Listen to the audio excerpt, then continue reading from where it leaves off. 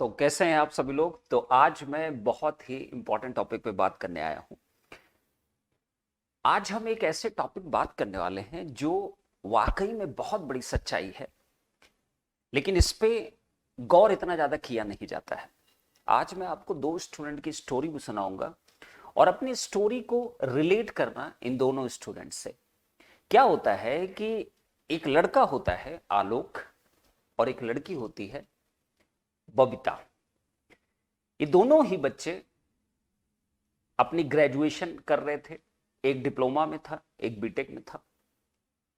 अब जब ये ग्रेजुएशन कंप्लीट की अपनी, एक ने डिप्लोमा कंप्लीट किया, बबीता ने बीटेक कंप्लीट किया। जब आलोक ने डिप्लोमा कंप्लीट किया तो उसके बाद उसको समझ में आया कि उसके पास क्या अपॉर्चुनिटी है। क्योंकि अगर आप पढ़ाई कर रहे हो तो इसका मतलब अल्टीमेट गोल आपका क्या है, कहीं ना कहीं से इनकम क्रिएट करना। अब आपकी सोच हो सकती है कि मैं प्राइवेट में जॉब जॉब करके अच्छी इनकम क्रिएट कर सकता हूं, या मैं कोई अपना खुद का काम करके इनकम क्रिएट कर सकता हूं, या बहुत ज्यादा पैशनेट बच्चे होते हैं मैं किसी न किसी गवर्नमेंट जॉब में चला जाता हूं, वहां अगर मेरा हो जाए तो मेरी लाइफ एकदम सिक्योर है। और ये सबसे बड़ा रीजन है। लाइफ सिक्योर वर्ड जो होता है ये एक स्टूडेंट को अग्रसर करता है गवर्नमेंट जॉब की प्रिपरेशन करने के लिए। तो आलोक के मन में भी यही सारी बातें आई, क्योंकि आलोक ने डिप्लोमा कर रखा था तो ऑप्शंस उतने ज्यादा नहीं हैं जितना कि बबीता के पास थे। क्योंकि बबीता ने बीटेक कर रखा है, वो एक प्रॉपर डिग्री उसने कर रखा है, तो ऑप्शंस भी उसके पास ऑब्वियस सी बात है ज्यादा है। अगर मैं बबीता की बात करूंगा तो उसके पास गवर्नमेंट जॉब का भी ऑप्शन है तैयारी करने का। प्राइवेट जॉब में भी उम्मीद है कि शायद उसको ज्यादा अपॉर्चुनिटी मिल सके। उसके पास अपना खुद का काम करने के लिए भी अपॉर्चुनिटी है। तो बहुत ज्यादा ऑप्शंस खुलते हैं जब आप बीटेक करते हो। बट आलोक के पास इतनी अपॉर्चुनिटी नहीं है क्योंकि उसने डिप्लोमा किया है। अगर वो गवर्नमेंट जॉब की प्रिपरेशन भी करता है तो बहुत ही लिमिटेड अपॉर्चुनिटी है। उसने इंजीनियरिंग में डिप्लोमा अगर कर रखा है तो उसके पास सिर्फ और सिर्फ एक बहुत बड़ी अपॉर्चुनिटी है को अपने स्टेट के जूनियर इंजीनियर जैसे एग्जामिनेशंस में अपीयर कर सकता है, या सेंट्रल गवर्नमेंट का कोई जूनियर इंजीनियर की कोई पोस्ट आती है लाइक एनएचपीसी, एनटीपीसी, इन सब में वो बैठ सकता है। बट बबीता के पास सेंट्रल गवर्नमेंट के जितने जूनियर इंजीनियर की पोस्ट आती है मोस्ट ऑफ द पोस्ट में वो भी एलिजिबल है। गेट जैसे एग्जामिनेशन में भी वो एलिजिबल है। स्टेट के जो असिस्टेंट इंजीनियर की जो पोस्ट होती है उन एग्जाम्स के लिए भी वो एलिजिबल है, अगर वो गवर्नमेंट जॉब की प्रिपरेशन करने में इंटरेस्ट रखती है। तो आपने क्या यहां पे समझने की कोशिश किया कि आपका कंपटीशन बहुत ज्यादा है आज के टाइम में। जूनियर इंजीनियर जैसे एग्जाम्स में जहां पे पहले कभी सिर्फ डिप्लोमा होल्डर्स एलिजिबल किए जाते थे, आज के वक्त में बीटेक भी एलिजिबल उसमें किया जाता है मोस्ट ऑफ द जगहों पे। सिर्फ स्टेट के कुछ जेई एग्जाम्स होते हैं जिसमें कि बीटेक को नहीं अलाउ किया जाता, लेकिन कई सारे ऐसे स्टेट हैं जहां पे बीटेक भी अलाउ होता है जे एग्जामिनेशन को अटेम्प्ट करने के लिए। तो आपका कंपटीशन बहुत ज्यादा है। तो दोनों ने ही डिसाइड किया कि हम गवर्नमेंट जॉब की प्रिपरेशन करेंगे। बट आलोक की अगर मैं बात करूंगा तो आलोक फाइनेंशियली उतना स्ट्रांग नहीं था जितना बबीता है, और बबीता एक कोर्स को भी अफोर्ड कर सकता है, क्योंकि एक पेड कोर्स जो होता है वो आपको एक सिस्टमैटिक प्लानिंग आपको प्रोवाइड करता है, एक सिस्टमैटिक एनवायरनमेंट क्रिएट करता है, एक सिस्टमैटिक वे में आप प्रिपरेशन करते हो, एक टाइम जोन होता है, एक लिमिट होती है, सब कुछ एक ऑर्गेनाइज्ड मैनर में आपको प्रिपरेशन करने के लिए सारा कंटेंट मिलता है। लेकिन ऐसा बिल्कुल जरूरी नहीं कि अगर पेड कोर्स आपने नहीं ज्वाइन किया तो आप अपनी प्रिपरेशन नहीं कर सकते। तो कर सकते हो, बट आपका effort compare to the Babita आपको ज्यादा लगाना पड़ेगा। तो आलोक ने डिसाइड किया कि मैं फ्री ऑफ कॉस्ट ही करूंगा प्रिपरेशन, मेरे पास उतने पैसे नहीं कि मैं कोई कोर्स अफोर्ड कर सकता हूं। बट बबीता ने डिसाइड किया मैं कोई एक पेड कोर्स लेती हूं और उससे अपनी प्रिपरेशन करती हूं। तो अब बारी आती, अब यहां से शुरू होता है एक युद्ध। किस चीज का? Live course versus recorded courses का। अब यहां पे आपको असली सच्चाई पता चलेगी कि वाकई में ये कोई एक हाइक क्रिएट किया गया है? क्या वाकई में लाइव कोर्सेज और रिकॉर्डेड कोर्सेज में अगर कंपैरिजन किए जाएंगे तो क्या आपके पास बेटर ऑप्शन होगा? तो ये मुझे बताने की जरूरत नहीं, अभी जस्ट 2 मिनट के अंदर आपको खुद रियलाइज हो जाएगा कि हाँ, शायद पंकज सर ने बिल्कुल सही बात बताया है, ऐसा है और ऐसा देखने को मिलता है। और ये सिर्फ और सिर्फ पेड कोर्स पे एप्लीकेबल नहीं है, ये यूट्यूब क्लासेस में भी एप्लीकेबल है या फ्री रिसोर्सेज में भी उतना ही एप्लीकेबल है जितना कि पेड कोर्स में।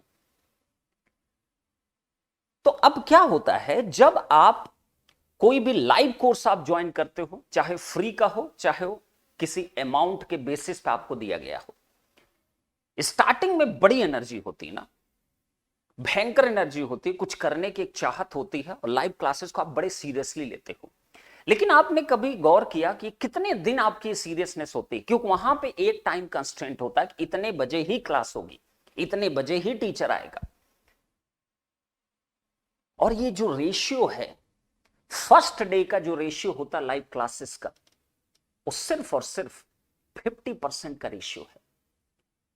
अगर किसी बैच में 100 स्टूडेंट्स हैं तो ओनली 50 स्टूडेंट्स लाइव मिलेंगे आपको जब आप पहली क्लास आप उस बैच की कर रहे होगे। ये रेशियो फर्स्ट डे पे ही 50% ही होता है, 50% ज्यादा कभी होता ही नहीं है। और जैसे जैसे 1 वीक, 2 वीक, 3 वीक, 1 महीना बीतता है, ये रेशियो डिग्रेड करके 10 to 20% के बीच में वेरी करता है। तो बच्चे फिर 80% कहां क्या कर रहे हैं?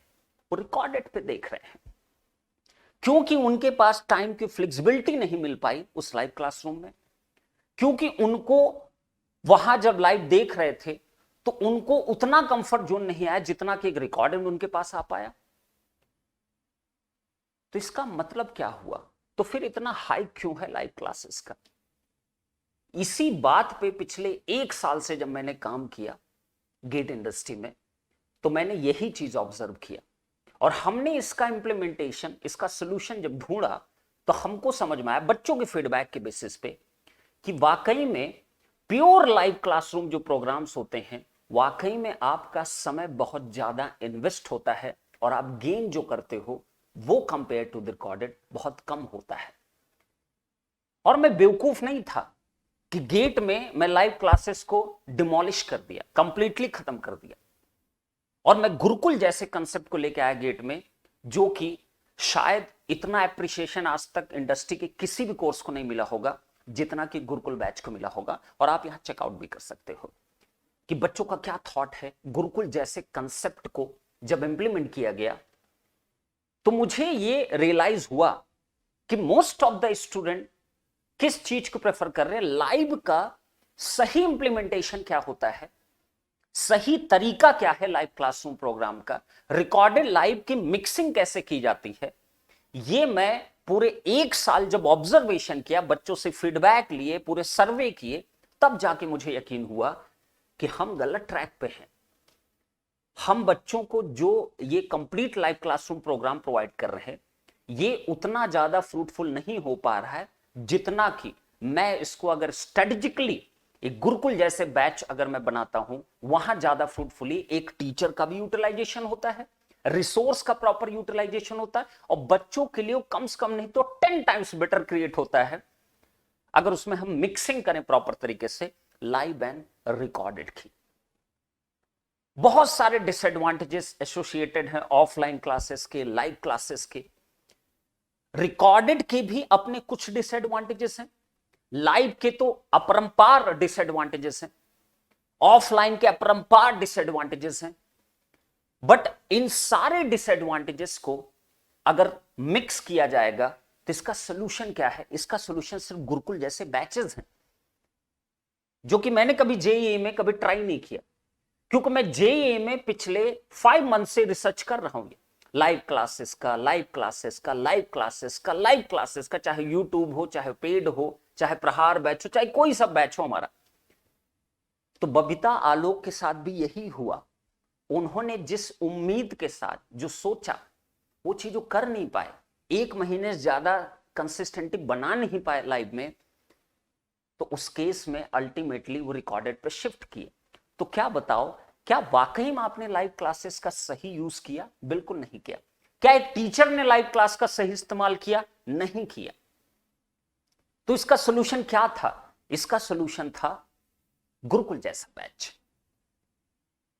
तो आप जरूर बताइएगा अगर कोई भी मैंने गलत बात बोली हो, आप समझदार हो, आप अपने पॉइंट ऑफ व्यू कमेंट में जरूर बताइएगा कि क्या मैं वाकई सही हूं कि मैं गलत हूं। लेकिन मैं आज भी बता रहा हूं, फर्स्ट डे आप जब कोई भी लाइव क्लासरूम ज्वाइन करते हो, उसमें अगर टोटल स्ट्रेंथ 100 है, पहले दिन का रेशियो 50% से ऊपर कभी नहीं होता है। मतलब out of 100 only 50 will be live. Second day, third day, fourth day, एक हफ्ता, 2 हफ्ता, 3 हफ्ता, 1 महीना जब बीतता है, वो संख्या 10 से 20% भी नहीं रहती है, लेकिन एक लाइव का ना एक हवा बनाया गया है और आपके दिमाग में छाप दिया गया है।